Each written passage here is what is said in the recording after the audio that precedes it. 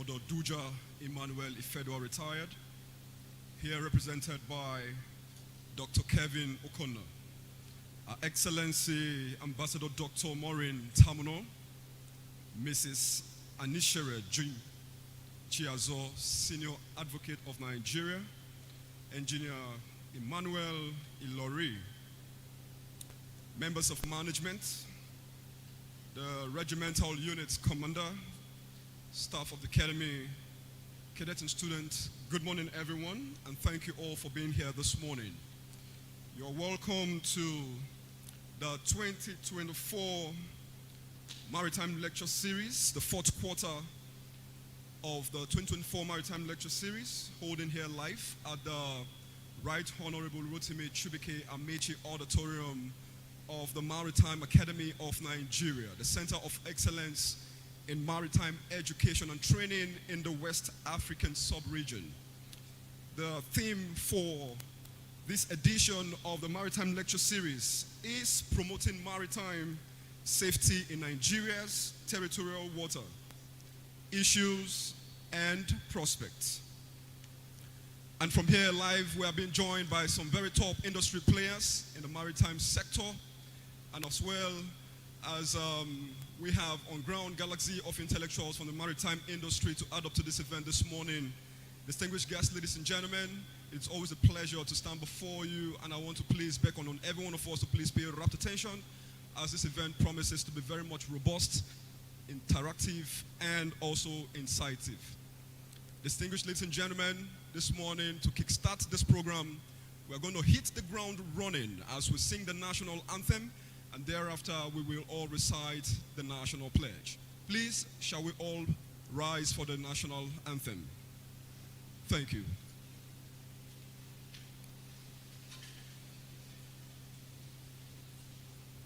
We are going to be singing the first stanza, only the first stanza of the national anthem at the count of 2. 1, 2.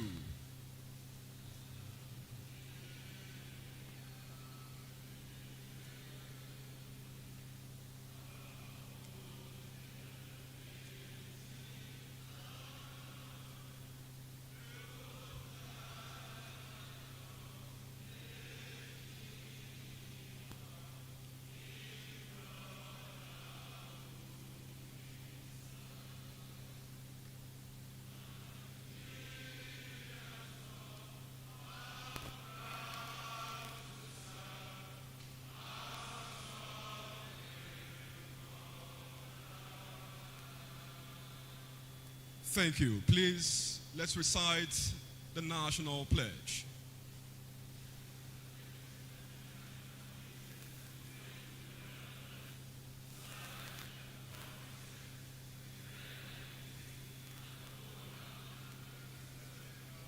Thank you. You may please resume your seats. Thank you very much. Distinguished guests, ladies and gentlemen, thank you very much for being here this morning. It's always indeed a pleasure for us to all gather together to learn and to also explore things that pertains the maritime industry. And today, this morning, we have on ground very highly profiled personalities, and I'd like to please recognize them by name.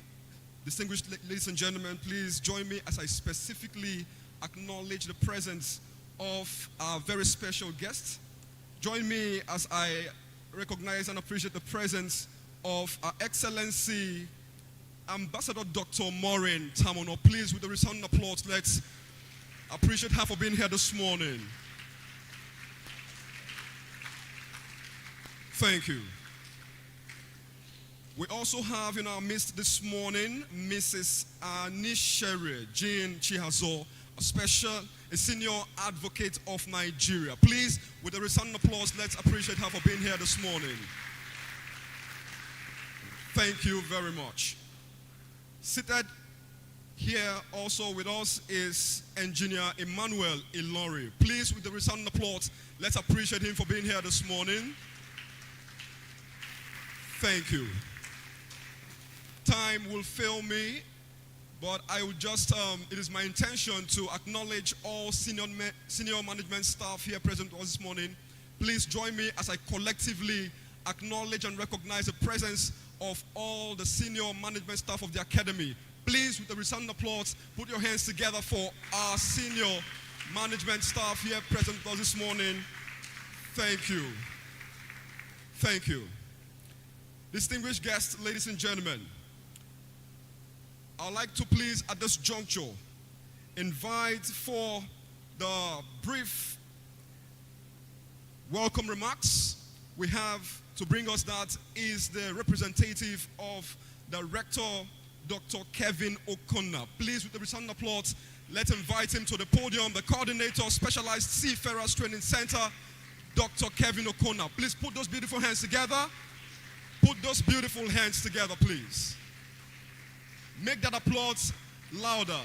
Cadets, thank you. Thank you very much, the MC.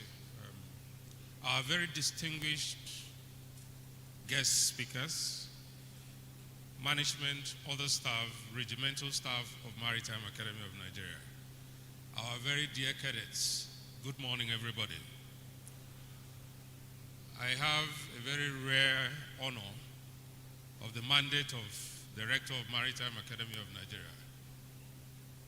Commodore Duja Efedwa, retired, to welcome all of us to this week's lecture. And he has also asked me to very sincerely express his regret that he is not personally available to open this lecture for this week.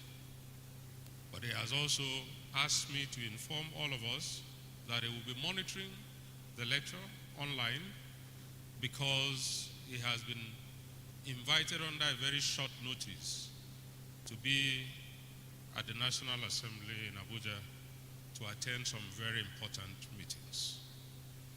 He has promised to return to join us in these lectures as quickly as he can possibly do that. So I hope you have understood why the rector is not here, and I sincerely appeal to you to understand. So, this week's lecture on the theme promoting maritime safety in Nigeria's territorial waters was very carefully selected to follow another two that we have had this year. The first one was on blue economy, challenges and opportunities, and the second was on revamping Nigeria's maritime industry for global competitiveness. And it's only natural to follow up with discussing safety. As we all know, safety is the bedrock of the maritime industry. As Nigeria is moving deeper into establishing the blue economy, and we're also interested in revamping our maritime industry, the foundation of the success of these two activities is safety. And that's why in the sequence, this issue of maritime safety in our territorial waters has come as the next lecture for discussion. And we are very lucky that the very best of resource persons that you can think of in the world have been brought to the Academy to discuss these issues. And we count this a golden opportunity for the cadets and for every member of the academic community to listen, to learn from these experts in the industry, and to interact with them for the sole purpose of enriching the body of knowledge in Maritime Academy of Nigeria. We do not take for granted discussion in safety, in maritime safety, and that's why Maritime Academy of Nigeria as an institution is a global leader in maritime safety training. And maybe if you have not been aware, For a very long time, the Academy was training personnel of the Nigeria Liquefied Natural Gas on maritime safety. And you remember, these people had to be employed to work on LNG ships that are not registered in Nigeria. And since then, we have maintained our leadership role in maritime safety training. Currently, you know we have and we parade the best simulators that are used for maritime safety training. And I would like to correct somebody who said that we are the best in West Africa. No, we are not. We are the best in the world. Please, take note of that.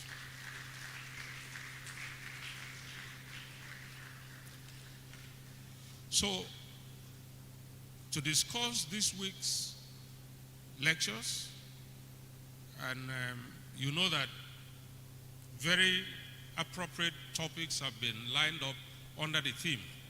We have these very erudite resource persons. I will implore you to listen very carefully and make the best out of this opportunity. So, on behalf of the rector once again, I want to very warmly welcome our very distinguished guest lecturers, and to again say that on behalf of the rector, I declare this lecture for this week open.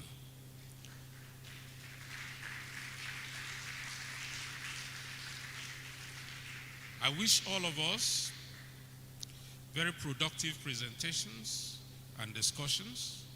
Thank you very much for your attention. Make that applause louder, ladies and gentlemen. Thank you very much, Dr. Kevin O'Connor, the representative of the rector. Thank you. Please, one more time, can we just put our hands together for him? Thank you. Distinguished ladies and gentlemen, for the next 50 minutes, we shall be listening to the first paper presentation on the topic, Maritime Domain Awareness, the potentials of the seabed to Nigeria's economic development. And to bring us that is no other than Ambassador Maureen Tamuno. Please, with a resounding applause, as I welcome up to the podium, please, let's put our hands together.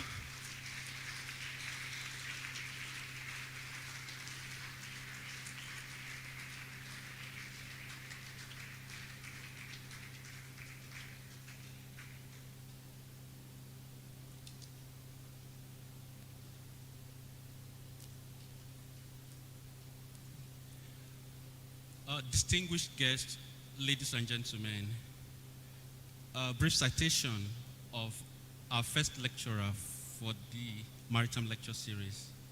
Standing before us is Her Excellency Ambassador Dr. Maureen Tamuno.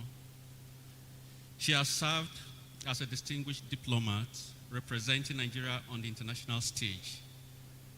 As the immediate past Nigerian ambassador to Jamaica and the permanent representative to the International Seabed Authority, ISA, her tenure was marked by exemplary leadership and diplomatic prowess.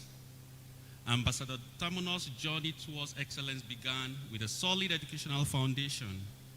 She attended the Uguluma Town School, Uguluma in Rivers State, where she obtained her first school leaving certificate. She continued her education at the Holy Rosary Girls Secondary School, Port Harcourt, earning her West African School certificate. Her pursuits of higher education led her to the Kaduna State Polytechnic, where she obtained a national diploma in production management.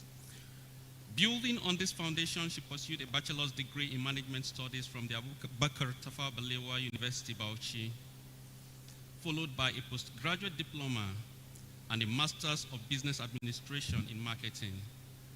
Her quest for knowledge culminated in a doctorate degree in Strategic Marketing and Consumer Behavior. She holds a certificate from the prestigious Harvard Business School on strategy. During her service at the International Seabed Authority, Her Excellency held pivotal role, notably as the former vice chairperson of the African region. She contributed significantly to the global ocean governance as a facilitator within the informal working group on inspection, compliance, and enforcement. Her efforts in Geneva were recognized as she was appointed as a gender champion on ocean affairs, furthering the cause of gender equality in maritime matters. In addition to her diplomatic achievements, Her Excellency Ambassador Tamuno balances her professional responsibilities with family life. Her success in both spheres is a testament to her resilience and leadership capabilities. Ambassador Tamuno's journey in politics exemplifies her dedication to empowering women and promoting their active participation in governance.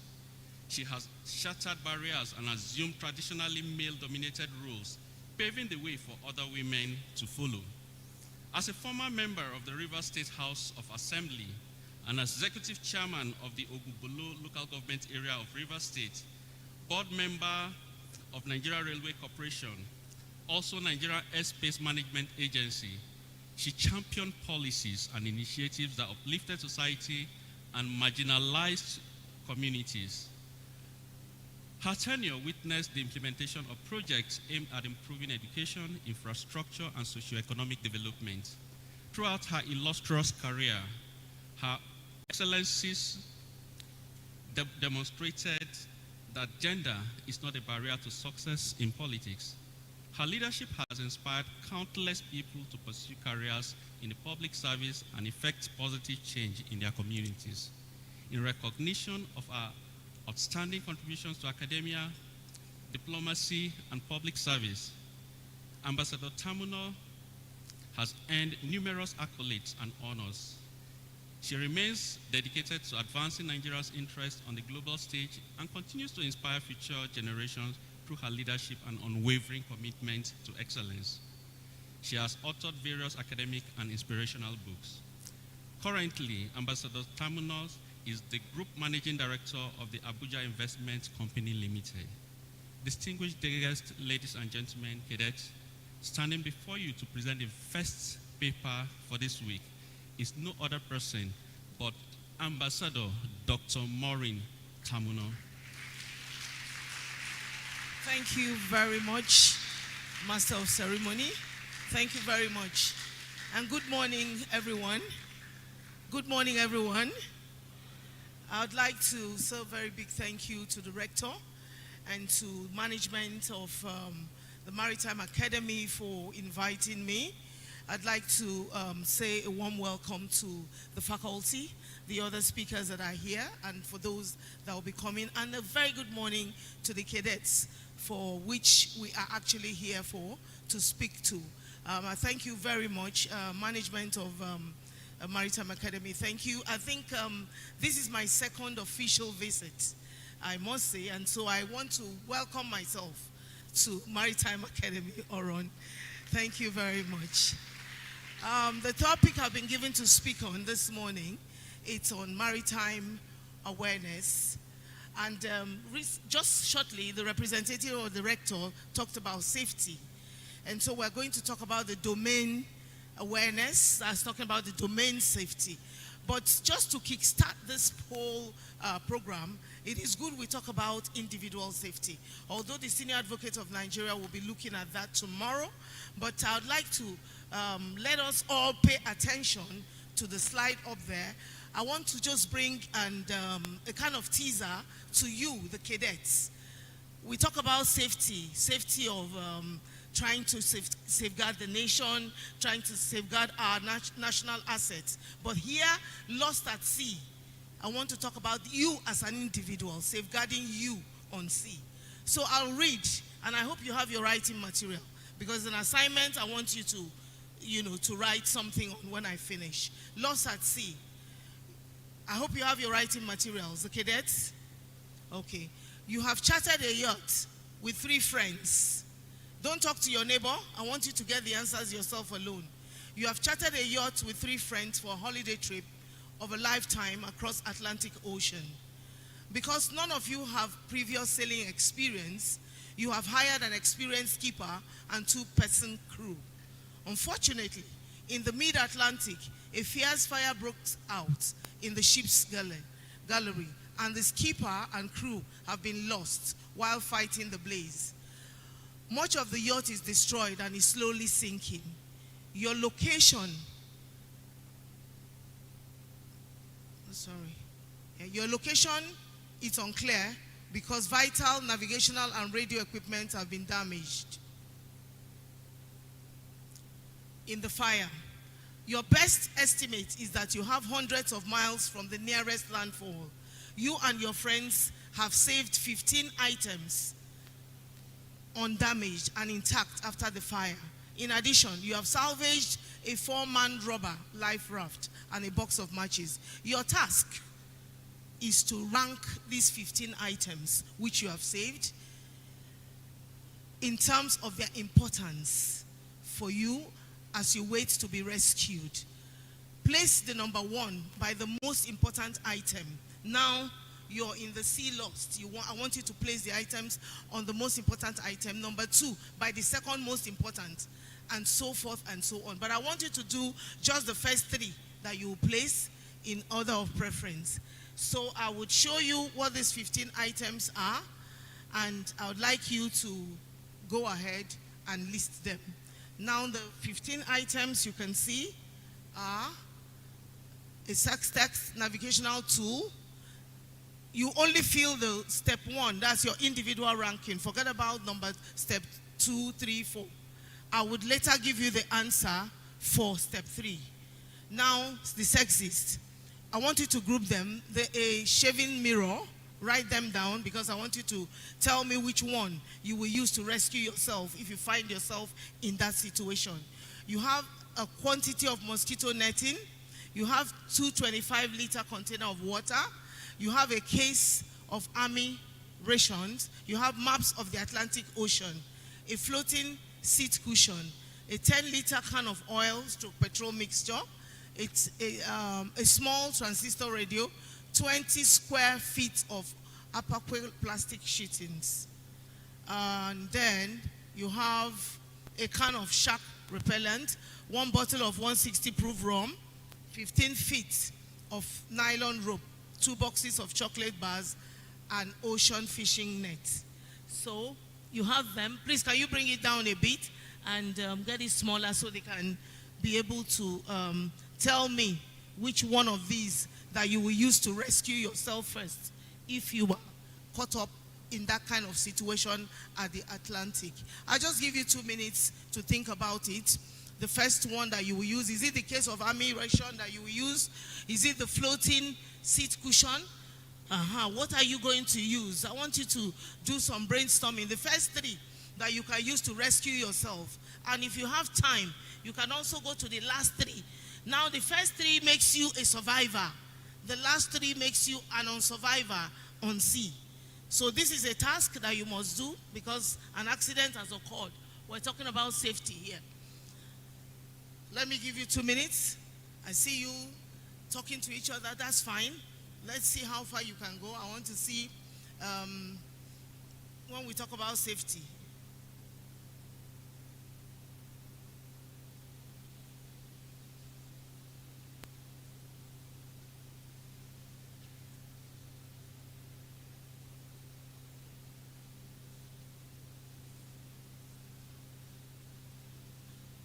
All right, at this juncture, I would like those of you that thinks is the safest navigational tool that is number 1 to raise up your hand.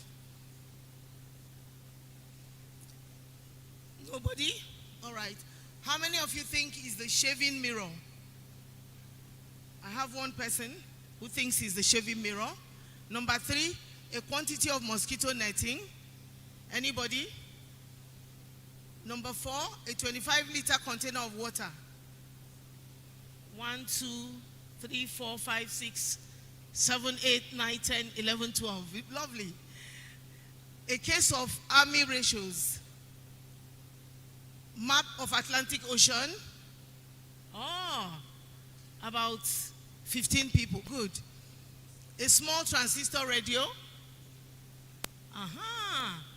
We have almost about 40 people Transistor radio. Write it down and write your name. You never can tell on the ones you have chosen. 20 square feet of aqua plastic sheeting. Plastic sheeting, 1 person. A can of shark repellent, about 10 people. Don't raise your hands twice, please. 1 bottle of 160 proof rum. 1 person. No, about 15 people. 15 feet of nylon rope. 3 people. 2 boxes of chocolate bars. Wow. A lot of you. And then an ocean fishing kit and pole. Wow, that's so good. All right. Not to waste your time, because my time is eating up. 1 person, let me just give you the results. I'm sure you have tasked your brain, but let me give you the results, and then you see exactly where we're going, just to save your time. Save your time. Fantastic. Now you can see that the shaving mirror is the first, and that was gotten by a gentleman back there. Please come out for recognition. That's the person that won. So this is the one that can stay safe. Let's give him a round of applause. A round of applause. Please face your colleagues and take a bow. So when that happens in the sea, that is the first that you go for. Of course, the second one is the 10-liter can of oil / petrol mix. How many of you said so? That's the second one. Fantastic, if you did. And then the slide, please, could you go up? So that we can take the third one. The third one. Okay, the third one talks about 25-liter container of water. How many people went for that? So that's how you can stay safe. Of course, the least thing to remember is the sexist, I think, number 1, which is if you're going to drown, that's it. And then number 14, mosquito nets. Those are for people drowning, and the map of the Pacific Ocean. I just did this simple teaser to keep you awake and to let you know the importance of staying safe as an individual before we think of a nation. So I'll go straight to the slide and to the work that I've been given to speak on. Maritime domain, awareness and the potential of the seabed for Nigerian economic development. This topic is very, very important. It's absolutely very, very critical for us to secure our domain as a country. And so I'm going to be looking at introduction, maritime domain awareness, Nigerians' untapped economic resource, leveraging existing infrastructure for seabed development, and then conclusion. Now, of course, in my paper presentation all the time, I like to call to action, because I like to speak and then I like actions to take place. And so, of course, we've done the preambles, and so I would just like to highlight the progress that has been made already through the efforts of the Nigerian Navy. I salute them, the Nigerian Maritime Administration, and of course, Safety Agency and other key players have done so much in this aspect of preventing our maritime domain and creating awareness. A lot of seminars, just like the seminars that the representative of the rector spoke about that has taken place. I think this is the third one. That is creating awareness, letting you know what needs to be known and what needs to be done. Especially as young cadets, you have a chance for the next generation to develop the maritime sector. So I thank you all for this invitation. Maritime domain awareness, what is the meaning? It refers to the effective understanding of all activities within the maritime environment that could affect Nigerian security, economy, and sovereignty. Many years ago, Nigeria and some other disadvantaged countries were at risk of being invaded by bigger nations, by stronger nations that had the wherewithal to take over any asset that we have. And you must have been hearing about the International Maritime Organization, IMO. You must have been hearing of the International Seabed Authority. The reason why all of these came to be and the BBNJ was to secure our waterways. because people could just come, the big nations with their technology equipment, invade into your territory, drill what they wanted to drill, and go back with it. But with the consistent awareness and the technological advancement that has taken place between the Nigerian Navy and the maritime players, the industry, a lot has been done. And so when we talk about maritime domain awareness, it is an all-inclusive thing that needs to safeguard our economy. You need to, if you don't safeguard your economy, definitely other countries will come and take them. And so it is very important as cadets to know that while you're undergoing this training is to secure both our economy, the sovereignty of our nation, so that we will not be taken over by others. With Nigeria's vast maritime space, spanning over 850 kilometers of coastline and an exclusive economic zone of over 200 nautical miles, MDA is crucial for protecting our national interests. It cannot be overemphasized. Now, the Nigerian Navy and NIMASA, and of course Manoron and other relevant agencies have made significant strides in enhancing MDA on our waters. Through established technology and manpower, they are working to secure our maritime domain from threats such as piracy, illegal fishing, smuggling, and oil theft, especially in the Gulf of Guinea. Now, the Deep Blue project, led by NIMASA in collaboration with Nigerian Navy, is one of the most comprehensive efforts to secure our waterways. The project has brought cutting-edge surveillance technologies and enforcement capabilities, including the Falcom Eye system, satellite systems, fast intervention boats, and special mission ships. These assets, alongside the expertise of Nigerian Navy officers, have positioned us to secure our waters and unlock the immense economic potential beneath them, particularly in the seabed. There are a lot of natural resources. There are a lot of, things that can create employment, that can create job opportunities, that can boost our economy, that are underneath the water. So when you look at the water, it's not just about the boat or the ship being on the water. There are a lot of assets, Nigerian assets, national assets that are underneath the water, underneath the seabed.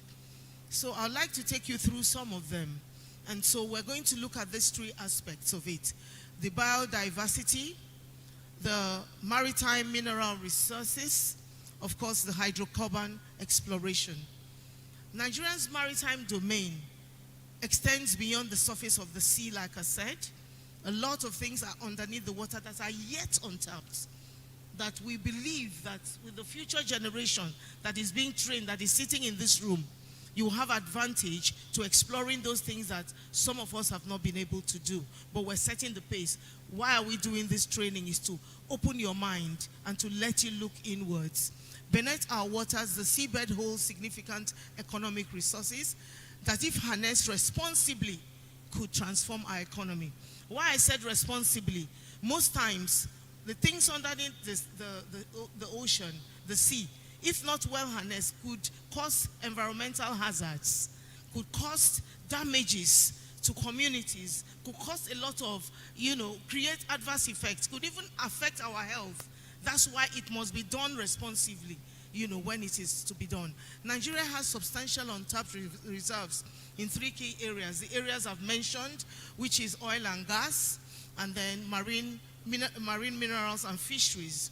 Thanks to our existing capabilities, we're already positioned to take advantage of these resources with greater efficiency and security. Now, I'll first take up the hydrocarbon exploration, which is the one that many of us know, even though we have not tapped into it fully. That's the oil and gas. Nigeria is known for its extensive offshore oil and gas reserves, which contribute significantly to our nation revenue. Offshore oil production, especially in deep and ultra-deep waters, is critical to sustaining Nigeria's role as a key player in the global energy market. With the established surveillance and enforcement infrastructure provided by the Deep Blue project and Nigerian Navy's Maritime Operations Centers, we are better equipped to secure offshore installation monitor exploration activities, and protect our energy assets. Prior to this time, of course, we knew some years ago the radar to those areas, when somebody goes offshore, you can hardly reach them on phone, you can hardly monitor what is going on, but that has changed, and kudos to the maritime industry through NIMASA, through Man-Oron, and through those other agencies that have advanced to protecting and making sure that we can know on time what is happening. Recent advancements in offshore drilling technology, combined with improved MDA, allow Nigeria to explore deeper waters with a reduced risk of piracy, sabotage, and other security challenges. The potential to tap into new oil fields in deep waters can generate substantial revenue for the country, while the oil and gas industry continues to drive job creation and technology innovation. We'll go to the next one, which is the marine mineral resources. This is so important to me because as I sat as Nigeria's permanent representative on the International Seabed Authority, I had access to seeing what countries have done in this regard in terms of exploration. A lot of landlocked countries, small island countries like Nauru, are already tapping into this opportunity. Today we talk about the renewable energy. These are the marine mineral resources underneath the water. Most of you must have heard about the electric vehicles. It wasn't gotten in space. It was gotten underneath the water. And Nigeria has that opportunity because we are also blessed that if we go into the exploration, we will discover those small metals like the manganese nodules, like nickel, cobalt, and all of that are used for renewable energy so that we don't depend on importation from other countries. Many years ago, I'm sure it was like a drama when they were telling us that they will soon come up with electric cars. I'm sure we were wondering when will it be. But right now, as we speak, it's already even in Nigeria. One of the companies that is one of my subsidiaries have started doing electric keke napep, this keke we use already. And it's been assembled by foreigners, not by Nigerians. So it means it is imported and assembled in Nigeria. So we can actually take advantage of it. And that has to do with the marine sector. So it is good to broaden your mind, expand your horizon, to think deeper, because I know we can. It's very important. Beyond oil and gas, Nigerian seabed contains valuable mineral resources such as manganese, nickel, cobalt, and rare earth elements. These minerals are crucial for the global transition to renewable energy technologies, including electric vehicles and battery storage. These resources present opportunities for innovations to develop multiple industries from extraction, refining, logistics, robotics, and advanced mineral vehicles, thereby directly generating substantial government revenue and job creation. Not just government, even the private sector definitely will benefit from this. As demand for these resources grow, because the demand is growing. So many years ago, we were not thinking of renewable energy. But if you see, solar is everywhere now. Inverter, a lot is happening. They're thinking of doing renewable estates, energy estates, where it will be powered by alternative power supply. Where will that alternative power supply come from? It's from the marine environment. It is from those mineral resources. So we need to look inwards. As demands for these resources grow, Nigeria can diversify its economy by becoming a major player in the global supply chain for critical minerals. Now, the advantage we have as Nigeria is that we belong to the International Seabed Authority. And of course, the licenses for these minerals that we're talking about is being issued by the International Seabed Authority, which Nigeria is a member country of for the last close to, I think, about 30 years. We've been going to the headquarters is domiciled in Jamaica. We've been attending seminars and programs, and other countries have started, getting the contract licenses. So of course we need to do a lot of workshops like we're doing, which we've already started doing. which brought me here, if you remember, some 2 years ago with the Secretary General of the ISA. The reason why we came was a workshop in Nigeria, in Abuja, to let people know that this license is there. But it's not there forever, because they have the number that has been given to the underdeveloped countries. And small countries like Jamaica have already secured. After this time, the license will be finished. So if we wake up when the licenses are finished, we'll be in trouble. So we are letting the people know, private sector, government, to put their heads together, come and see how to secure the license for this exploration. That is a conversation that is ongoing with the Ministry of Blue Economy, which we did about a month ago, and your rector was also present. Now, the technology and expertise already deployed by NIMASA and the Nigerian Navy for offshore exploration, for offshore surveillance, can be leveraged to monitor deep sea mining activities, ensuring that these operations are conducted safely, like I said, and environmentally responsibly. Very important. Effective MDA will also be key to preventing the illegal exploitation of these resources and ensuring that Nigeria fully benefits from its marine wealth. If we don't do this, people will go there illegally to begin to mine, to begin to, take those resources. And of course, that will be sabotage to our country and sabotage to the communities. Biodiversity. This has been ongoing. Of course, it's talking about fisheries. Seabed ecosystems such as the coral reefs, seagrasses, serve as nurseries and breeding grounds for numerous marine species that support Nigeria's commercial and artisanal fishing industry. However, illegal, unreported, and unregulated fishing has long threatened Nigerians' fishing industry, depleting fish stocks and undermining the livelihoods of coastal communities. I'm from a coastal community in River State where, prior to this time, you can hardly put your leg inside the water because of the oil spillage, because of a lot of bunkering activities that have been ongoing, that have eroded, and you can't find the fishes we used to find, the crabs we used to find before. But thank God that the cleanup exercises are ongoing, and so we're beginning to see that that is being taken care of. This has prompted the immediate combined efforts of the Nigerian Navy, NIMASA, and other agencies to address this challenge.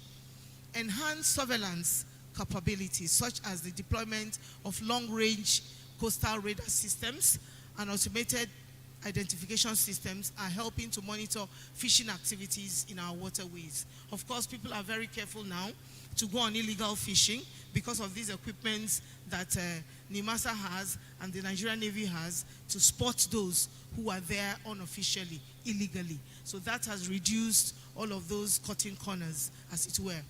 The seabed is home to a rich ecosystem that plays a vital role in supporting ecological health, sustaining fisheries, and offering economic benefits, making it integral to the country's economy.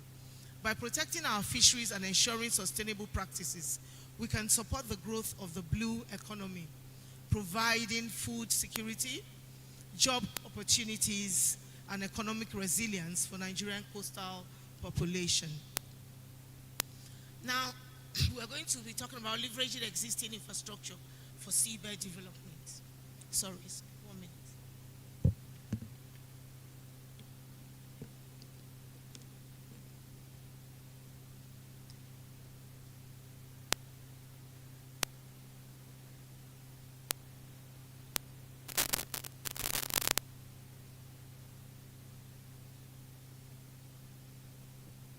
Sorry about that break in transmission. I had to attend to nature. Thank you.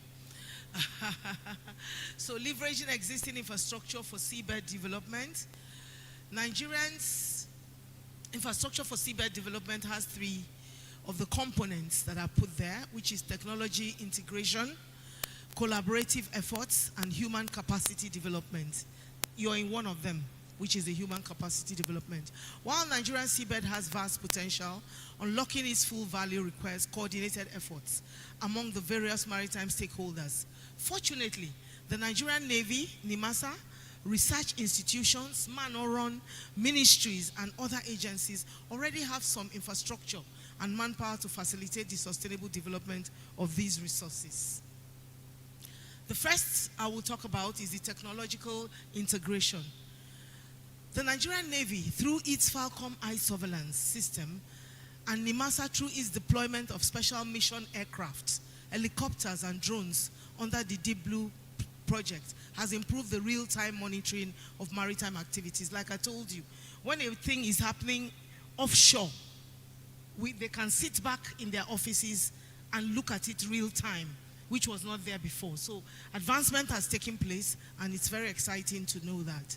This infrastructure provides critical support for deep sea exploration, ensuring that offshore oil fields and mineral resources can be deployed safely and securely. These technologies also provide data on maritime traffic, environmental conditions, and potential hazards, aiding in careful management of seabed resources. Collaborative efforts. Nigeria's maritime agencies already work closely, like I told you, with the international organizations. You can't talk about Maureen and talk about it as a country on its own. You must work with your neighbors. You must work with the international community to safeguard what you have. Because a lot of laws and a lot of rules has been set up by the United Nations in forming some of these organizations that will now be those that would monitor the operations. And so Nigeria works very closely through the Maritime, through NIMASA, with the International Maritime Organization, IMO, the International Seabed Authority, which I was representing Nigeria up until last year, and regional partners in the Gulf of Guinea. Continued collaboration and intelligence sharing with neighboring countries will further strengthen our MDA capabilities and enhance the security of our offshore economic assets. It's important to have a collaborative operations with our neighbors. If something is happening just by the border of Cameroon, if they don't have a collaborative relationship with Nigeria, we may not tell them what is going on, and that could destroy their country and vice versa. So it's very important to have that collaboration. Then human capacity development. You're seated here. What are we doing? Developing your capacity. And I say kudos to the rector and the management of Maureen for this type of initiative. Because it's not just enough to teach the regular curriculum that they all know about, but to go into the real things that they will be experiencing when they leave the classroom. Thank you once again. Nigeria has a well-trained workforce within the Nigerian Navy, NIMASA, and other relevant agencies essential to enforcing maritime law and ensuring compliance with environmental and safety regulations. The ongoing capacity building efforts in these agencies, including specialized training in MDA, environmental protection, and marine resource management, are critical for sustainable developing seabed resources. You know, each time I talk about seabed resources or marine development, you cannot do it outside environmental, discussions, because they go hand in hand. So we don't gain in one part and lose in the other part. There has to be a balance on it.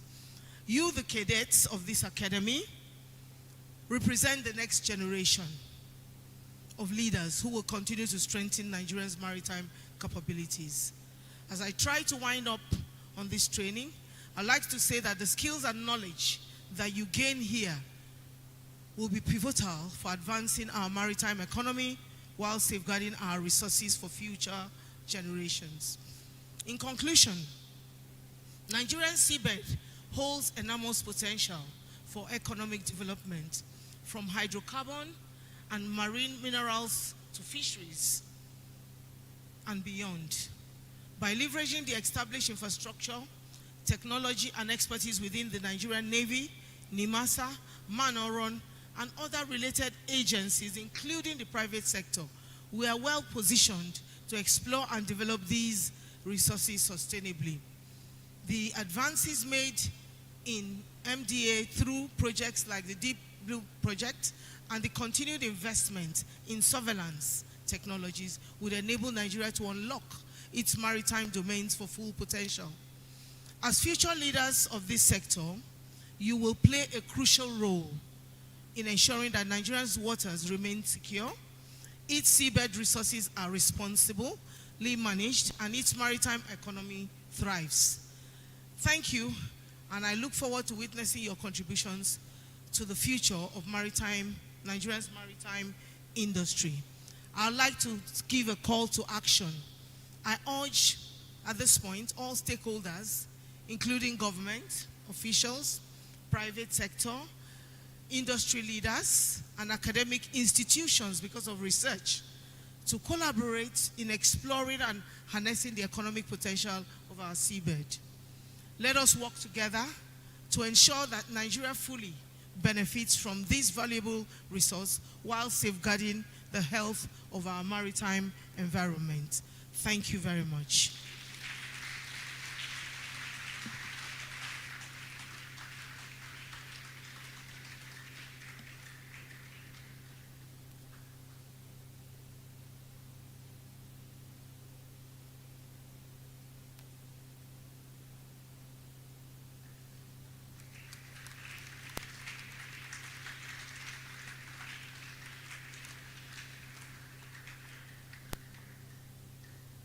One more time, very distinguished ladies and gentlemen, please, let's put our hands together for our keynote speaker.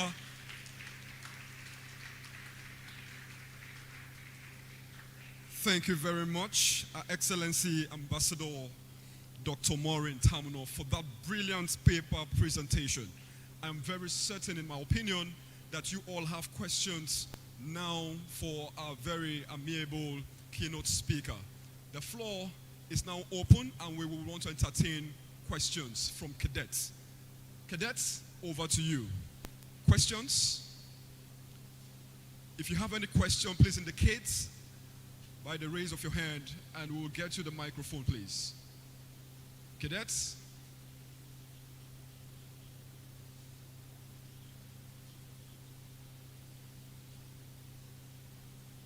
Cadets with question, please approach the microphone by my right and far distance left. The microphone stand here, please.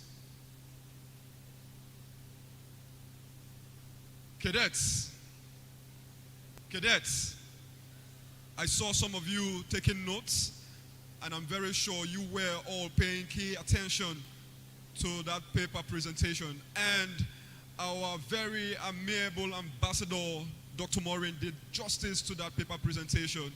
Brief, but very much impactful. And I'm very certain that you all learned something. Please, it's about time that we entertain your questions. Cadet, over to you, please.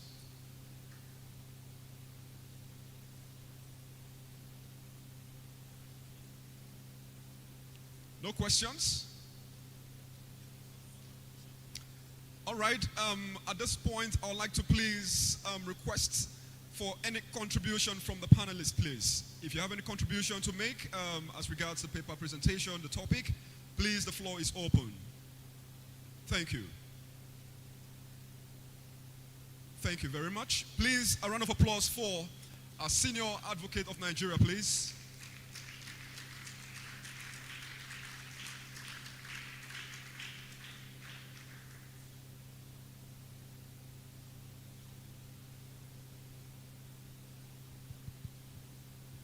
Thank you. I'd like to commend the industry of the ambassador, Her Excellency, for that brilliant and very robust presentation. Seabeds. I would just like to ask Her Excellency on the seabeds to agree that seabeds relate to the blue economy. And we all know that we now have a ministry in marine blue economy. My question is, this seabed protection, or what is the topic that Your Excellency spoke on, maritime domain awareness as it relates to our seabeds, should that be, or shouldn't that be, the core mandate of the Marine and Blue Economy Ministry, please? Thank you very much, the Senior Advocate of Nigeria. Well, I was privileged to be one of the resource persons that did the roadmap and the strategic plan for the Ministry of Blue Economy, 10 years roadmap, the beginning of this year when I got back. This is actually part of their function, the Seabed. And if you remember before, Ministry of Fisheries was before with Ministry of Agriculture, but recently it has been put back into the Ministry of Blue Economy. So the Blue Economy Ministry is strategic to enhancing and to ensuring that things related to marine and the seabed and all those things would yield results for the country. So it's their core mandate, really. Thank you very much. Thank you. A round of applause there, ladies and gentlemen. Thank you very much. Distinguished guests, ladies and gentlemen, I'd like to please remind you before we invite the second speaker for today's paper presentation that this event is being broadcast live via Facebook and YouTube live stream. Please, you can kindly invite a loved one, a friend, men in the maritime industry to please be part of this event and also benefit from what we have been enjoying here today. Distinguished ladies and gentlemen, at this juncture, I'd like you to please join me as we invite to the podium for the second paper presentation. For the next 50 minutes, we shall be listening to a presentation topic, Safety and Sustainable Maritime Human Capacity Development. And to bring us that paper presentation is no other than Engineer Emmanuel Ilori. With the resounding applause, ladies and gentlemen, please, let's invite him up to the podium. Thank you.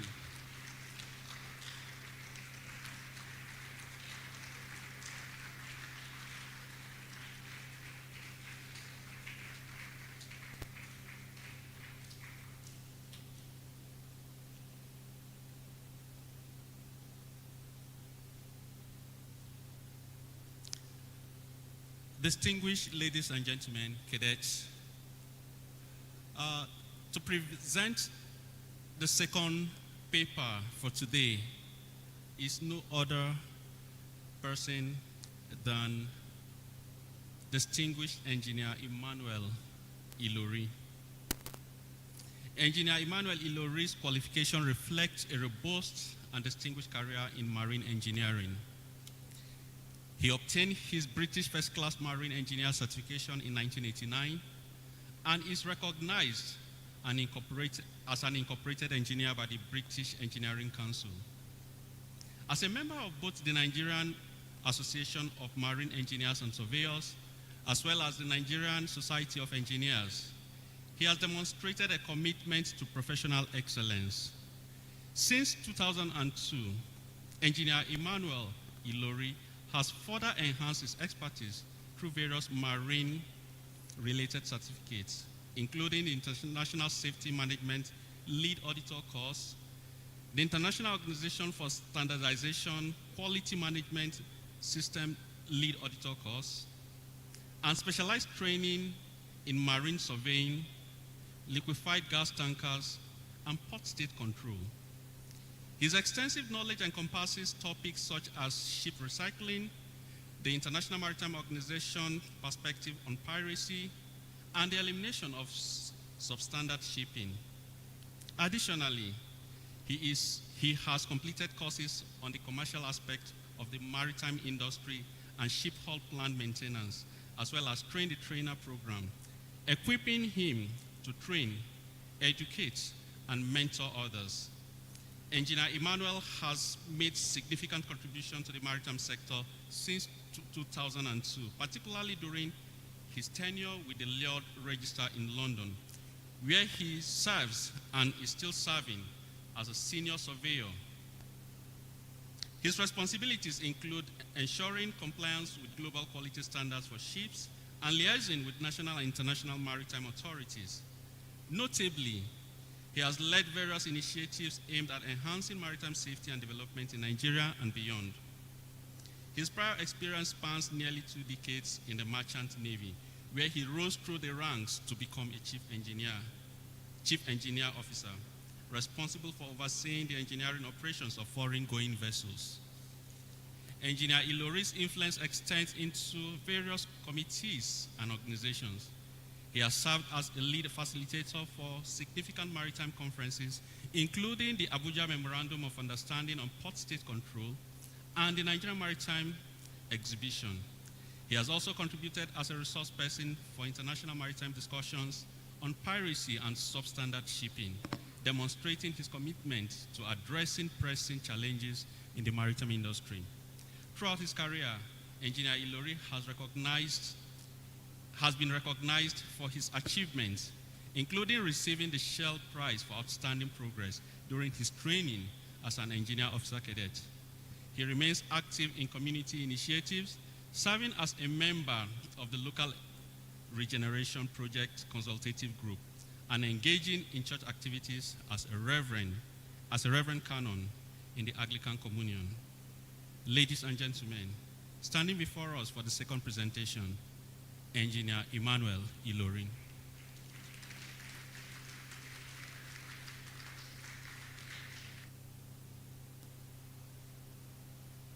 Thank you very much for that citation. Sometimes I can't recognize myself in all those things. Good morning, distinguished ladies and gentlemen, and let me thank the Director of Maritime Academy, Oron. I eventually found my way here after over 40 years. I've been trying to come, not that I don't want to, but today I'm privileged to be here, and I'm really, really impressed by this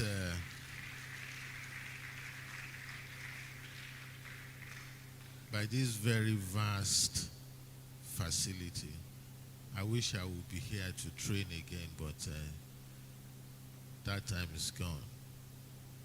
Let me thank the faculty as well, because without you, there'll be no today.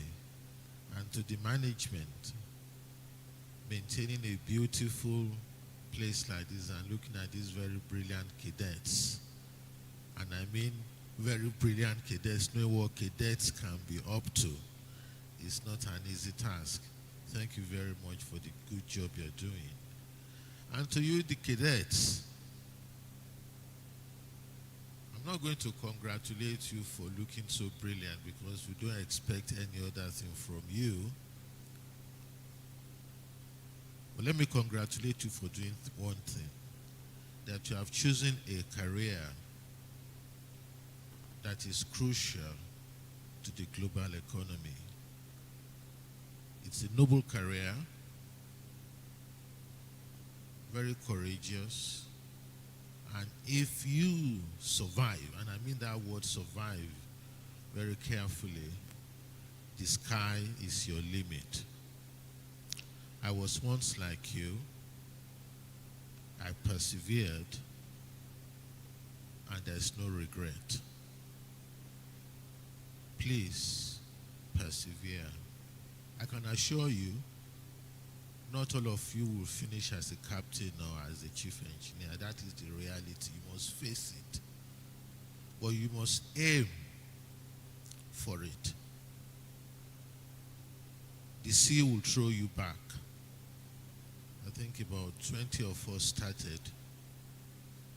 Only 10 of us finished. That's the nature of the sea. But the 10 of us that finished, I think we can't regret it. I ended up in Lloyd's Register, London, as a senior surveyor to the classification committee, the probably most powerful organization in maritime industry. It was good. But it takes a lot of perseverance for you to get there. And I pray for you this morning that you will all make it.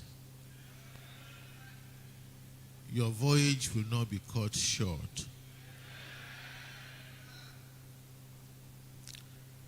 To the topic of this morning, safety and sustainable maritime human capacity development, the Nigerian maritime industry dimension. Guys, it's all about you. No two ways about it. It's all about you. Even though we are even talking of the unthinkables before, seabed issues and expansion, we will get there, I'm sure. But for now, it's about you. What you can make of yourselves, what you can make of the opportunities.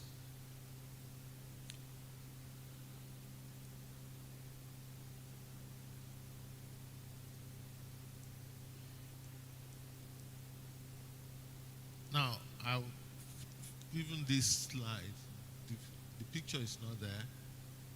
Let's go back.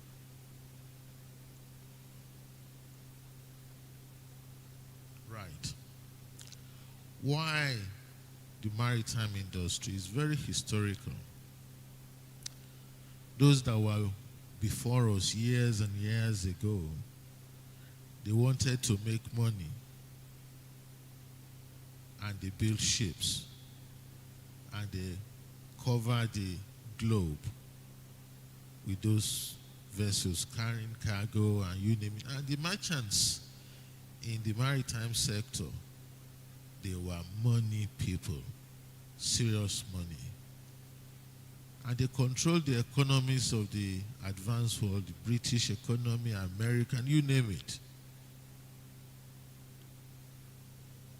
But they were losing those vessels as well.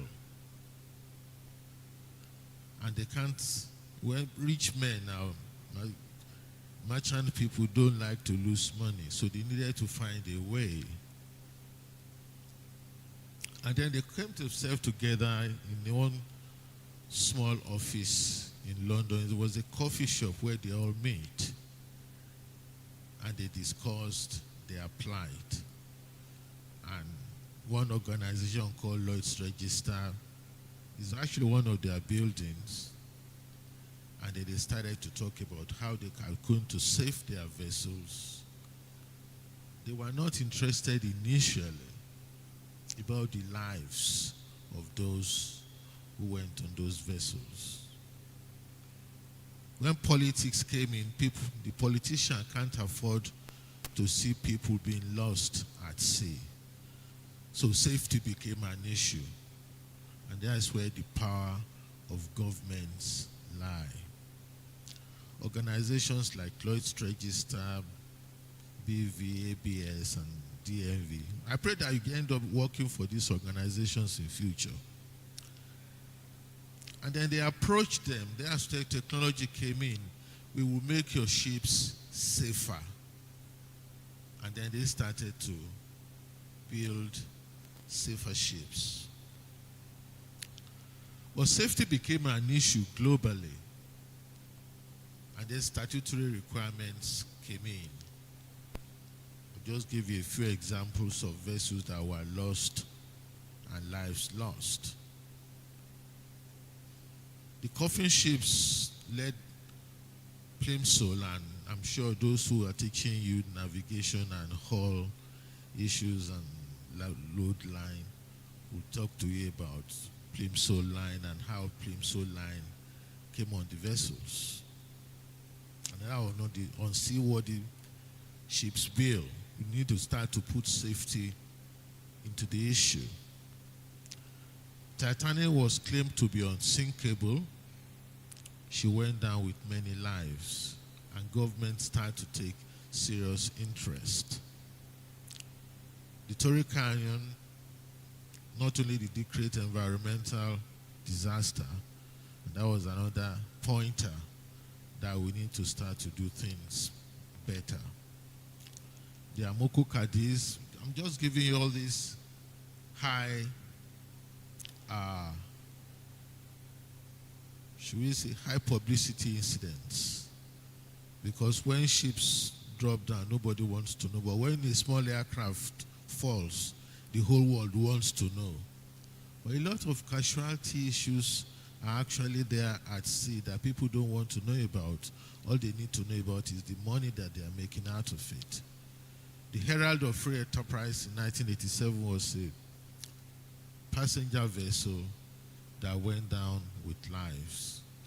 So safety is becoming a very big issue. It's no more about the money that they were making, but the lives that were being lost, including the lives of we seafarers. So the maritime, let us face the reality in our own country, because we are looking at safety. We're a maritime nation with nearly 876 kilometers of a coast. That's a vast area for doing business, but that is a vast area too for safety concerns. We're a major oil producer. It gives us global presence. It gives us access to economic conditions. But then how about the safety of those assets and the safety of those people who work on those assets? A few weeks ago, one vessel went down. It's a Jacob barge. I don't think it was reported to the institutions, or maybe the institutions turned the other way. 6 people went down. 14 of them did not return. And that's only very coastal, not far from the coast when this incident happened. There's a need for international community to trade with Nigeria. That is true. So we are in an international environment, even though it's Nigerian coast. But how about the challenges of trading there? And you guys, you got your job cut out. I'm just giving you snippets of the opportunities that are there. We have a population of over 200 million people, which means there's opportunity. They want to trade with us, we want to trade with them, and we need to feed these 200 million people as well. And we have a huge coast, but that's not been fully exploited. And unreported and unrecorded maritime safety incidents within our operating environment. So when we are talking about safe and safety, there are issues there.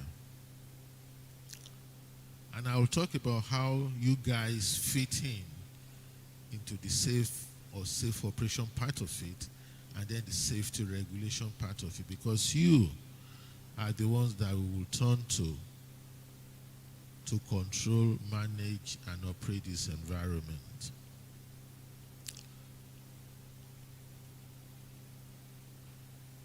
And there are two sides to this coin.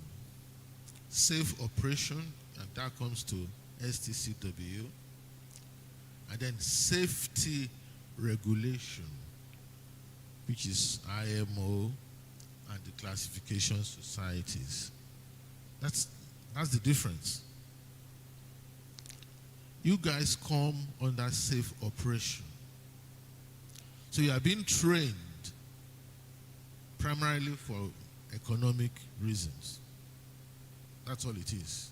And they will compensate you very well if you meet the requirements. But STCW, where your training mandate comes from, that's where the sustainability part of it. So that as you are trained, the owners have confidence that you will operate their ships safely, that their ships will not go down, that the ships will not catch fire. And that's why your training is very, very critical. On the other side, safety regulation It's life, your professional life, once you become a chief engineer or a captain. Because then you will be trained for safety regulation issues. You will have power depending on where you go as somebody who works either for the Maritime Administration or for the classification societies. You will have power of yes or no. I work for the classification committee, and I had such powers to take a vessel out of class just by my signature. You say that vessel is disclassed. Owners will not like it. I wasn't popular, but that's part of my job. So as you grow in professional integrity and professional knowledge, you have such powers to enforce safety regulations. On the other hand, you have such powers to design, to recommend safety regulations. And that's where knowledge comes into it. So guys, take heart, stay with it, and I can assure you, we can rely on you to maintain the industry safely. What does it require? That's for safe operation or safety regulations, we need competent personnel. No two ways about it. We need competent personnel. It's not just sufficient for you to have a fantastic environment. Yes, the training environment is beautiful. It's just to enhance your learning capabilities so that when you come out, we can feel comfortable to give you jobs. I can assure you that out there are many unemployable seagoing personnel. People who you cannot trust to be on the vessels. And when the opportunity arises, I don't hesitate to throw them out. And there have been instances where we have called the law enforcement authorities not only take them out, but put them away for a few days, let them cool behind the sometimes windowless, airless room called a cell. That will not be your portion in the name of God. So who are the safety actors? The ship owner who will give you a job, who will rely on your skill to run a safe vessel. That's where you most likely start to cut your teeth as a seagoing professional that is competent. The hull insurer who want to rely on your skill when you become an expert. The classification society who will rely on you for regulation, verification, and implementation. The flag state who will rely on you to make sure that that vessel is fit enough to be registered. I remember Nimasa called me to chair that committee on Nigerian ship registry reform because there was need for concern to look at Nigerian ship registry. The port state, where you'll be called upon to look at the substandard vessels that come into port, where they'll be relying on your knowledge and your experience to make sure that the sea or the environment is not going to be polluted by substandard vessels. The P&I club who will rely on your judgment to advise them that that vessel can be insured. protection and indemnity. The charterer who will ask you, go and look at that vessel for us. Is it fit enough to be chartered? So you can imagine there's a lot of opportunity out there for you in terms of your safety knowledge. I want to quickly go on human capacity development because that's one of the things that is very close, very dear to my heart. You are here in Oron or the School of Oceanography in Lagos. And you are asked to do your initial basic training where your prefects or where you'll be bullied. Let me put it that way. That was the right word in my time. You'll be knocked into shape during your initial training. Am I wrong? Yes. The one that his voice is loud, I hope you are not the one that is giving them a knock on the head. Go and watch the toilet for the next 3 or 4 weeks. Don't worry about it. The time will soon pass. But once you survive your initial basic training, it's time to go to sea.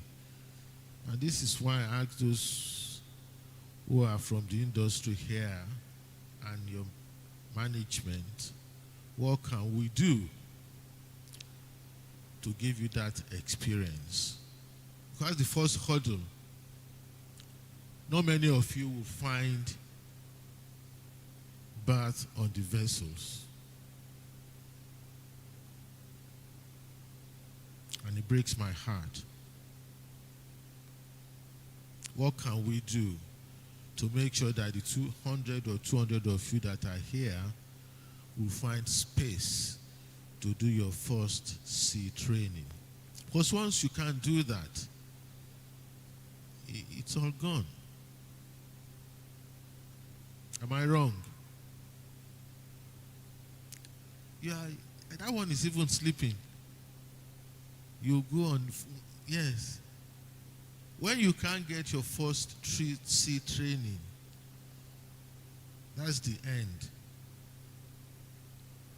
So if you have network, your parents, your uncle, your mother, your sister, your auntie, tell them, do what you can to make sure that we are able to go on our first sea training.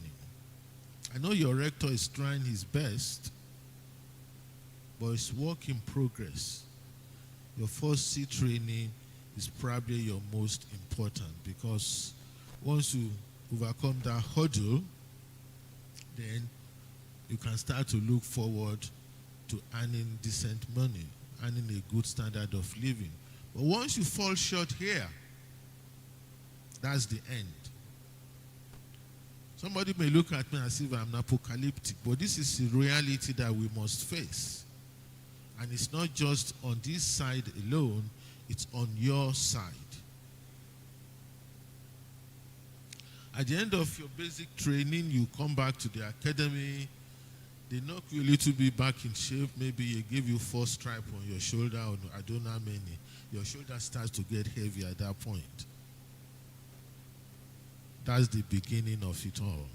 And let's pray that you will finish with your first certificate of competency, your OOW. By the time you get your OOW, I think many of you will be feeling on top of the world. It's just the beginning of the road. Because it depends on which vessel you go to. You go into the bilges. Your shiny white boiler suit, you come back, you regret it. So, who the hell are these people? But it's still part of your development. But some people will get back, have their OW, and they will go into the industry. I'm a chief engineer, I'm a captain, I'm a chief officer. We don't want to see that in the industry because you are not going to end up with a competent professional person that will be useful for the safety regime. So when the opportunity comes, learn and learn. As that OOW, learn. Find yourself under somebody who can take you on so that you can progress in this career. I'm sure for your lecturers who were there before, they will have been sharing their experiences with you and why you must persevere in your career.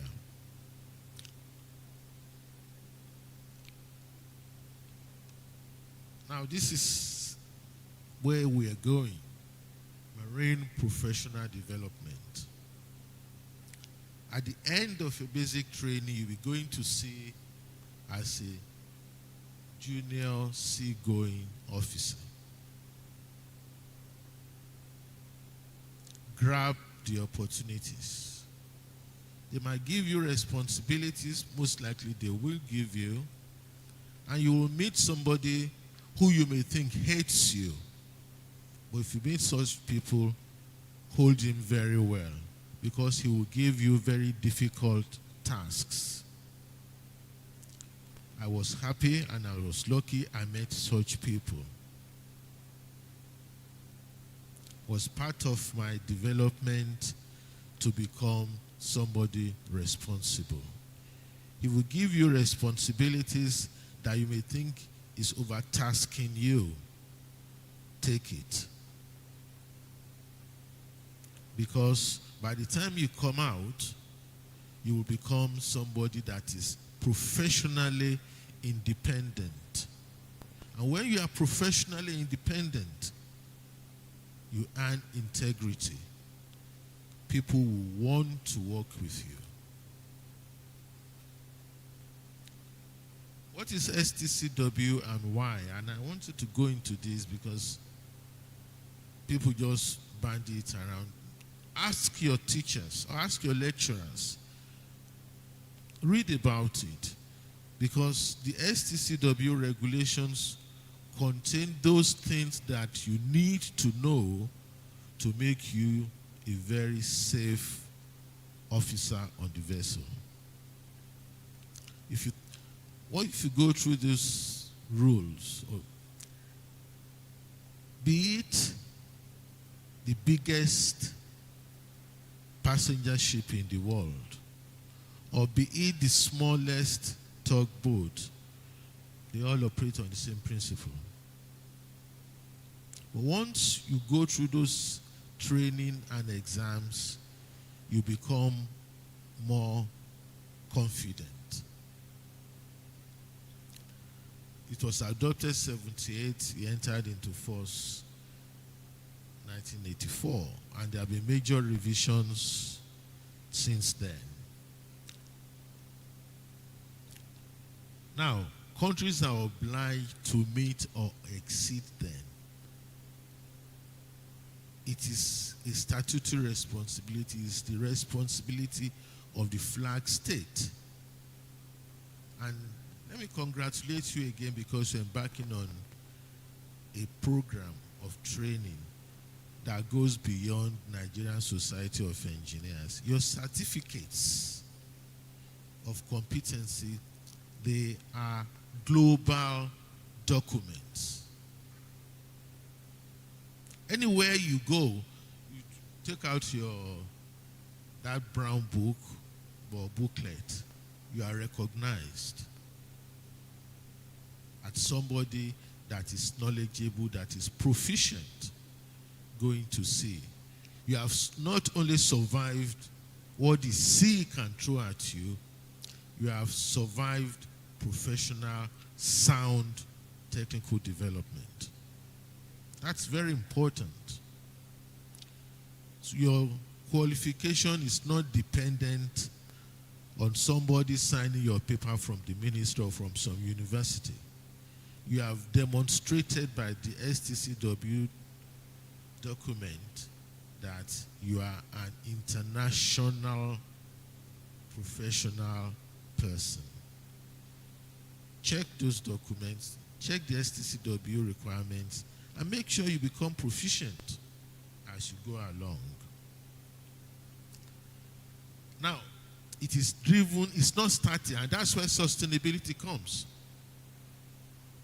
It is driven by changes in the maritime industry, and it's updated very well through ship development, through accidents, you name it.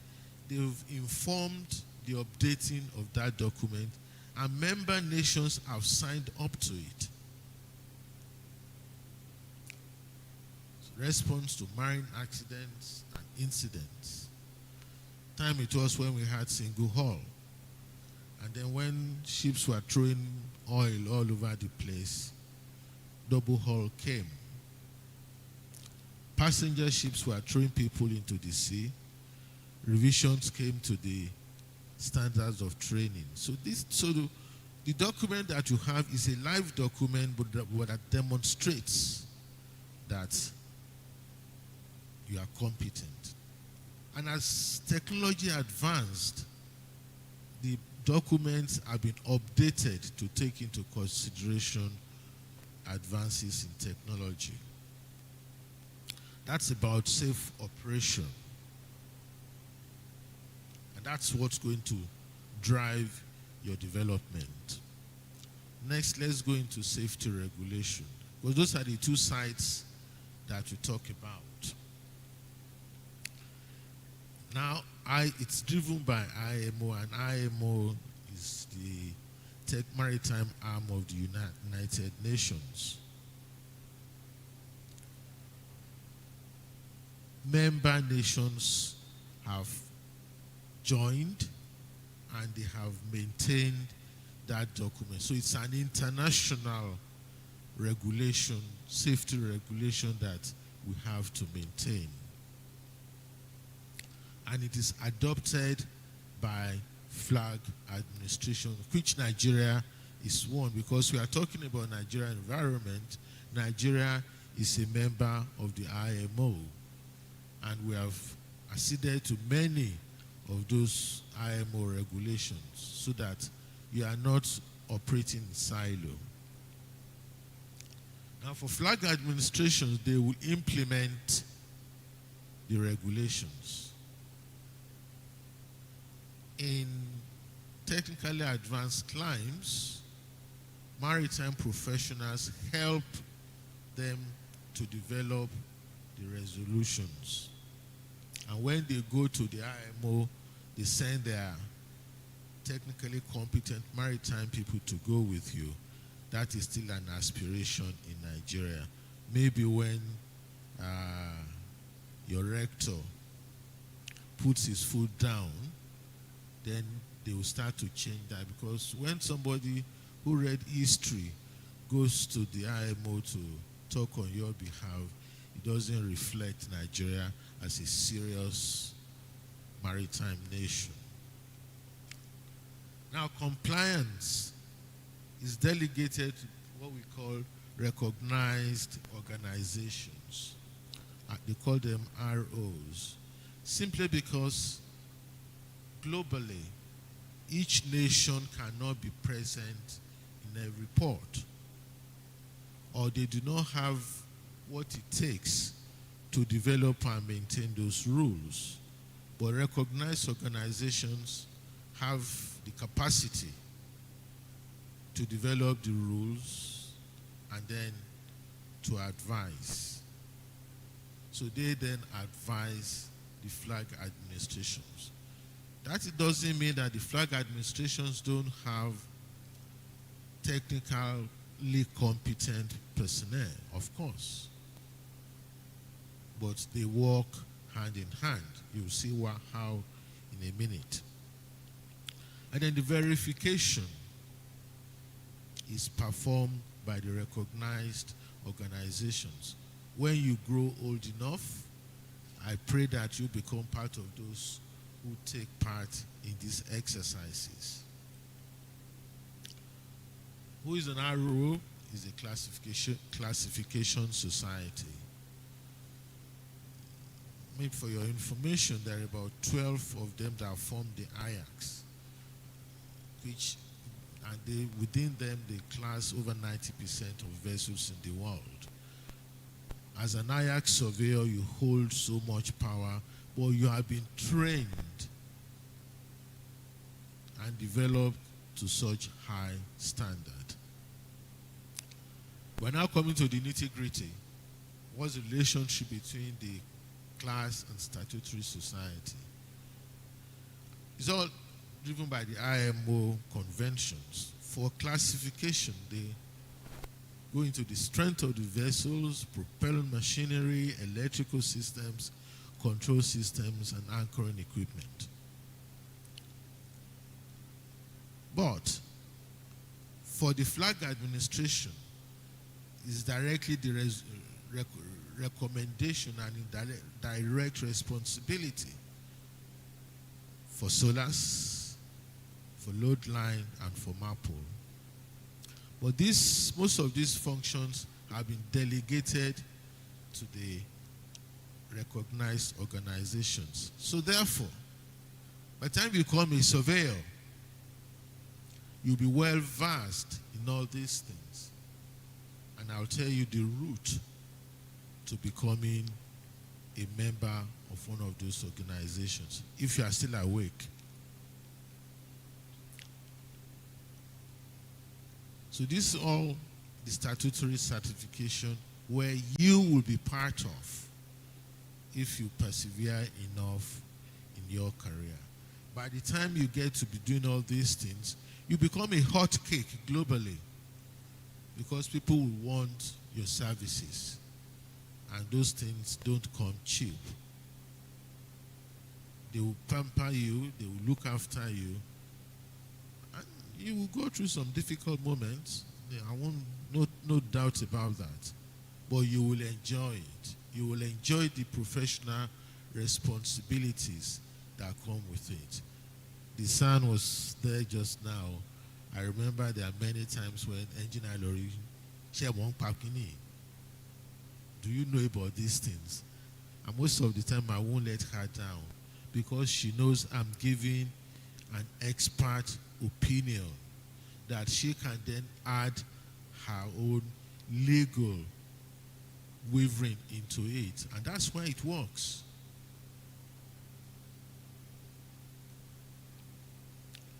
This very important resolution, when I told you that you are in an international environment where your qualification is recognized globally. And this resolution is the specification on the survey and certification functions of ROs acting on behalf of administration. It is an IMO resolution, which means you are holding an international recognition or recognized certificate. Not even Nigerian government can take it away from you. Though if you misbehave, that is the thing where you need to be very careful about. Your certificates can be withdrawn. It's not something that will be withdrawn instantly. You have to go through a very long process before your certificate can be withdrawn. And there are procedures for that. It is my prayer for you that once you have your certificate, it won't be withdrawn from you. Now, this is what I was trying to talk about. Qualification and training module within the IMO resolution. If you come in with a degree, there's a different path. It's slightly more difficult for you, but you come in as specialists. But the other side, if you have a qualification from a marine or nautical institution and relevant seagoing experience as a certificated officer, that was the route that brought me in. I remember when I was invited back into Lloyd's Register Day. Actually, I was invited. I did not have to apply. And I was thrown straight away to sea, but my boss said, no, he's not going to let me go. So before I knew, I was already heading a section. And when I was supposed to be thrown to some field, I was told, no, you're not going. And after some training, very small training, I saw myself working directly for the classification committee. Because I listened. I was eager for knowledge. And like you in this environment, is providing you with that opportunity to discipline yourself, to be committed to your studies, and then to aim higher. I won't talk too much about this. I think I've given you a lot about that as an aspiration. Once you are armed with one of your highest certificate of competency, then you'll see what happens. Here we are. When the Nigerian Seafarers Development Program was being started, I was flown to Nigeria a few times to come and help in its development.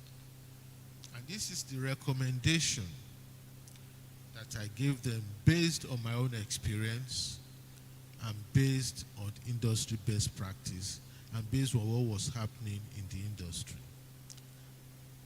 At the end of your basic training, you should be thinking of a specialized degree.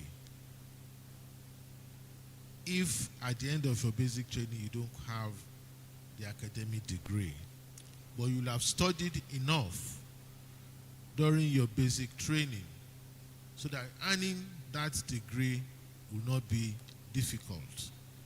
There are many specialized areas that you can engage in your first degree. What that means is that in addition being a safe ship operating officer, you are developing yourself in future to become a safety regulation officer. And because you are at sea, you have time on your hands. Instead of going ashore, going up to the 39 steps in Rotterdam, or going to the shore place in Bonny, you can take your time, that spare time, to develop yourself. And by the time you come back for your senior officer's training, you'll be able to do your first degree. Once you have your senior officer certificate, that's class 2, you are again ready to go back to sea. Engage or register for your master's degree. You still have time on your hands. So by the time you serve at sea as middle management officer, you are preparing your life after you become a captain or a chief engineer. What does that mean? It means you are preparing to engage in safety regulation management. Do you understand? Are you sure? Looks like those who are there, they want to become international surveyors. This one, you are just keeping quiet, sleeping. So by the time you come back or you become a senior officer, you will have your master's degree in your pocket, in addition to your COC, which means you have met the requirements of Resolution 789. So by the time you are a chief engineer or a master, maybe you spend 2, 3, 4 years make enough money, because it's very important. Once you become master or chief engineer, make enough money. Don't blow it. Because you are preparing for your life ashore. So when you live with class 1, getting a job in the safety regulation institutions is not going to be a difficulty. They will be actually asking for you. They will invite you. Just as I was invited. Okay, I faced the mandatory 12 Lloyd's Register panel. There's a panel, it's 12 people. Very bearded, small glasses people who will look at you. Well, I was confident, I was happy to go and face them. Actually, the one that took the lead looked at me and said, "Oh, you're part of the boiler regime. You know about boilers." I said, "Yes, sir." And then it was just a discussion.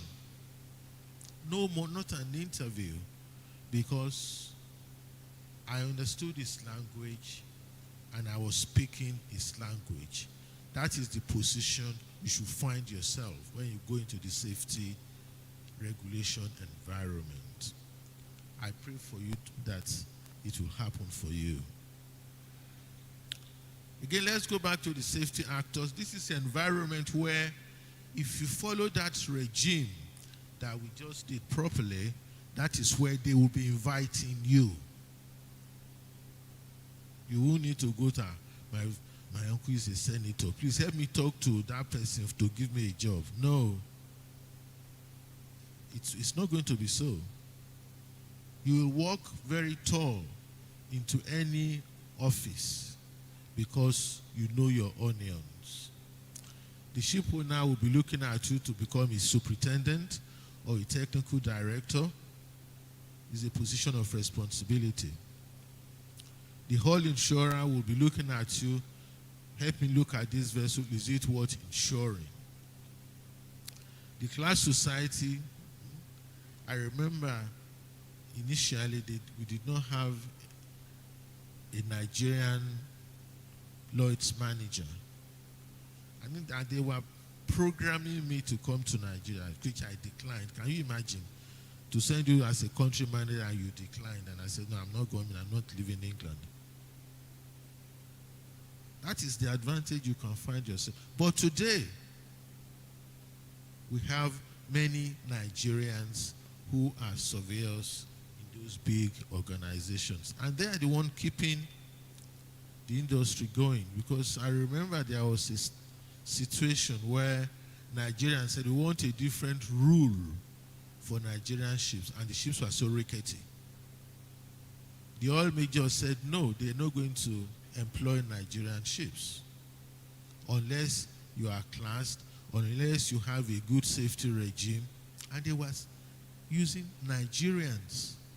What used to be done by foreigners were now being done by Nigerians. And I pray that you guys will not let us down. The flag state. The master did not have surveyors, and I say it with authority. When the LNG ships were going to be classed or were being sent to a foreign flag, I hope both to say it was me that recommended we should not class them or flag them by Nigeria, because Nigeria did not have a very good safety regime, and that's how those vessels ended up south. Now, they're listening, they're employing technically competent people. We are not there yet, but maybe by the time you guys come up, we should not have a situation where Nigerian-owned money that bought vessels will not fly our own flag. Maybe Port State, you'll be responsible for implementing Port State regimes. Pier nightclub, the charterer.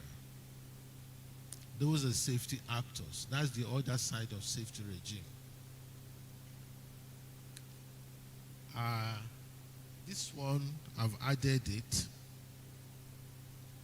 because with a population of 200 people, 200 million people, and a vast environment, we shouldn't have to be importing fish. And the international community are now implementing the safety regime for fishing vessels because many people are dying just to put fish on our plates.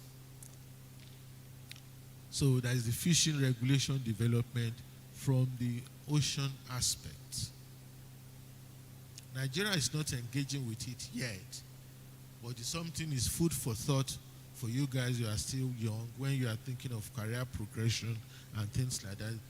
Huge opportunity there for safety regime of ocean-going fishing vessels. And there's the STCW, and I don't know if your institution is engaging with it yet, the STCWF, that's STCW fishing. And I'll be saying that to the chaps in oceanography, because that's the dimension now that Nigeria need to be engaging with, because we are trying to drive out the substandard vessels, substandard fishing vessels that turn those vessels into coffins. They will exploit our waters. And it's the role of government and the School of Oceanography and the man Oron, they've taken the first step, bringing the fishing department under the maritime and blue economy. We argued for that for so many years, but now it's there where it belongs. There's a role for man Oron as we develop the safe operators and competent safety regime to make sure we have a fishing industry that is fit for purpose. What's my recommendation? Improve the Nigerian Maritime Cadetship Scheme to deliver sustainable international and national technical manpower that will support our national technical development. What do I mean by this, that last phase? If you are a competent seagoing senior officer, you can survive in any industry ashore. You are competent enough to be the chief engineer of a big hotel. You are competent enough to be the chief engineer of a big hospital. You are competent enough to manage people under difficult circumstances. So that's why you need to persevere and make sure you become a highly competent seagoing officer. They need to ensure access to international shipboard training experience, because without that, you're not going far. And I've asked some people to establish a monitoring system for cadets' professional progression. Monitoring you, yes, as you go along. So if you are wavering, they can easily bring you back. I've said this somewhere, and maybe we did not emphasize it enough. They need to establish for you a mentoring system where you be paired with experienced senior professionals, somebody who will hold your hand and give you that guidance. I was lucky. I had somebody who was there for me. The rest is history. Something to think about. And to link your training with recognized international centers. I think I was hearing your rector embarking something along those lines. It's something that we need to develop so that exchange of knowledge and manpower and skills can be there. Possibly reputable class societies. I made that recommendation for the NSDP program. They never listened. Thank you, ladies and gentlemen.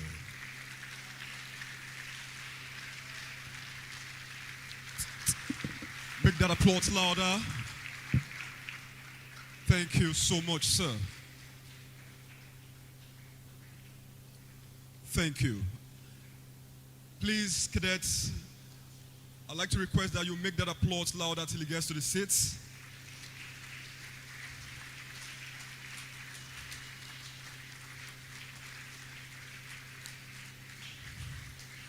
That was Engineer Emmanuel Ilori. Thank you so much, sir. Thank you. Thank you, sir, for expounding on the topic safety and sustainable maritime human capacity development. And cadets, you are now fully informed that your competence is required to ensure that you drive the maritime sea vessel. At this juncture, ladies and gentlemen, we want to entertain a few questions from the cadets. Please, the floor is open. Just 2 questions, one from the left and one from my near right, please. Cadets,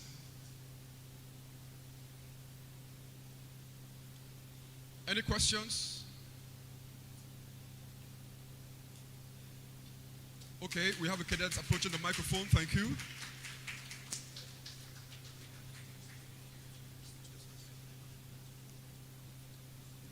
Good afternoon, distinguished ladies and gentlemen, and my fellow cadets. Sir, my question goes as follows. I wasn't clear in your explanation of statutory certification. Please, can you elaborate more on it, sir?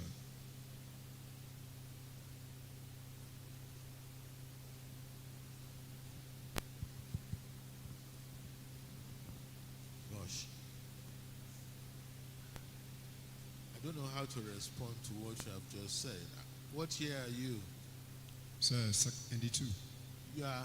ND2. What year? When do you finish? Sir, second year.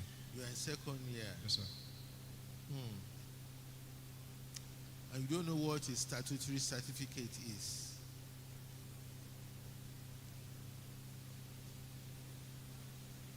Okay. Vessels have what is called, if you don't have, you don't go. It is issued by the flag administration. It is statutory. It is a requirement. Okay? Yes, sir. So that's what statutory, when statutory, and I think I spent some time on that. Your solar certificate, your class safety certificate, safe construction certificate. Those are certificates that make sure that vessel is seaworthy. That vessel is not going to be a coffin. And as a statutory surveyor, you make sure that when you go on the vessel, you ensure all those safety requirements are met. So these are statutory certificates. Without them, that vessel is not going to go anywhere. And without them, or where there are significant deficiencies there, the ship will be detained. And you, as a safe and competent engineer, should ensure that your vessel continues to meet those statutory safety regime. Having said that, there will be substandard or unscrupulous operators who will cut corners to make sure that your statutory safety certificate is not up to standard. It is your duty to point it out. And that is why we now have what is called the ISM. Where the ISM regime came into being is to make sure that vessels continue to operate a sound, safe regime. I wish I have time to lecture you on statutory safety surveys. But when you come back for your final phase at college, maybe I'll come around and give you 1 or 2 hours session on statutory certificates and statutory surveys and how they fit in with the classification survey to make sure we have a seamless regime. Thank you so much, sir. Thank you so much. And that will be the last question for this section. One more time, ladies and gentlemen, please, a round of applause.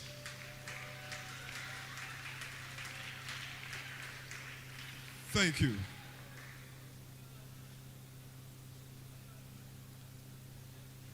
Distinguished guests, ladies and gentlemen, we have come to the end of the lecture presentation for today.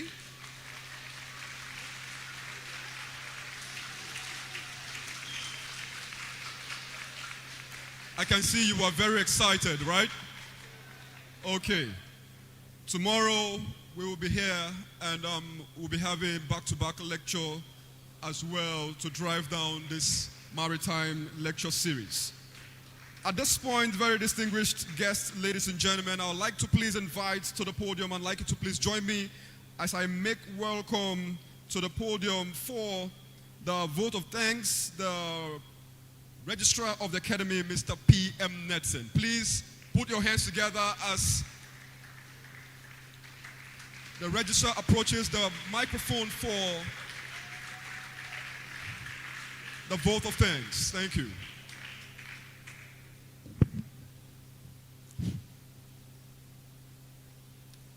Our guests, lecturers,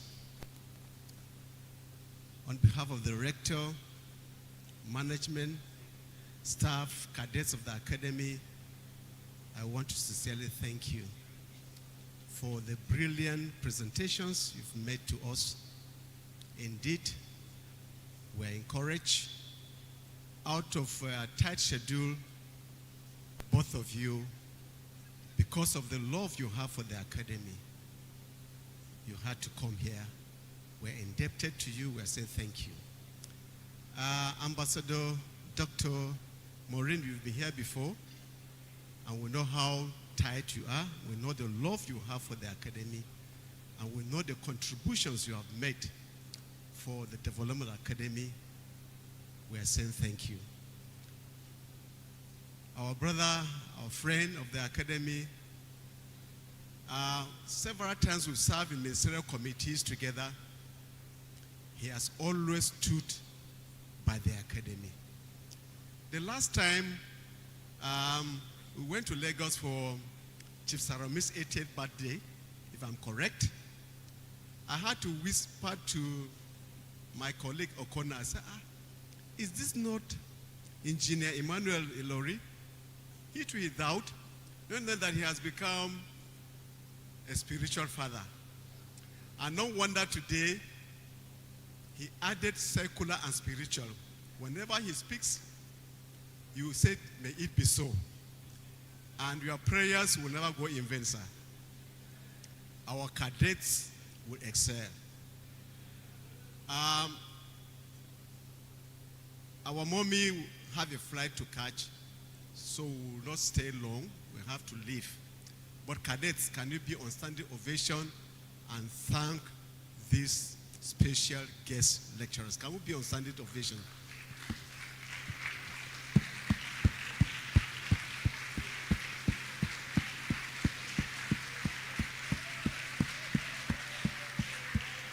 Thank you, thank you. You can be seated. Thank you. Sit down, please. Thank you. Thank you very much. Please, one more time, ladies and gentlemen, let's applaud the Registrar of the Academy, Mr. P.M. Netson. Cadets, you can do even better than this. You can do even better. Thank you. Thank you.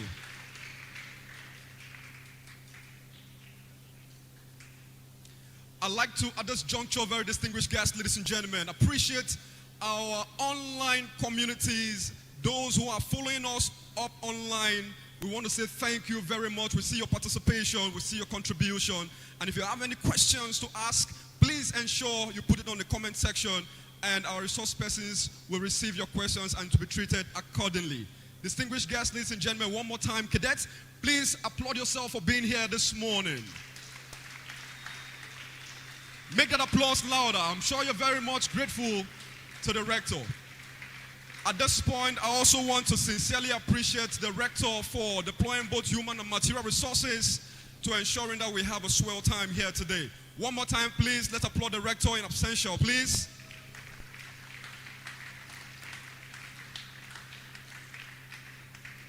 Thank you, thank you. Before we dive into the next serial on our list this afternoon, very distinguished guests, ladies and gentlemen, I'll want to invite the representative of the rector to step forward as he presents the plaque to our very special guest this morning. Please let's applaud the coordinator, Specialized Seafarers Training Center, Dr. Kevin O'Connor, as he presents a plaque of honor to our very special guest this morning.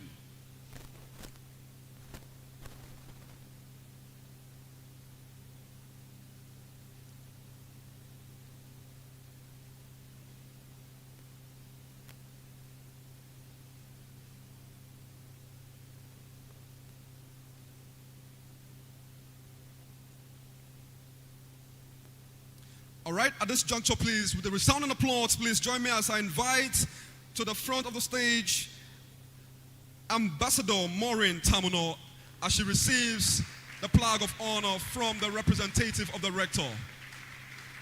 Please make that applause louder.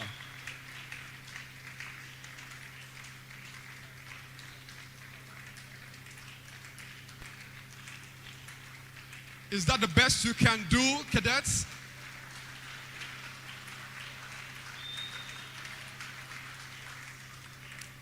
Thank you.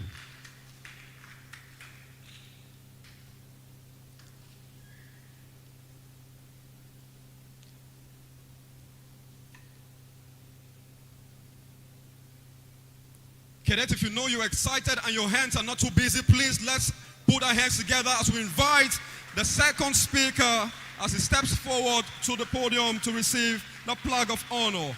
Engineer Emmanuel Ilori. Cadets, you can do better. You can do better, please. Thank you.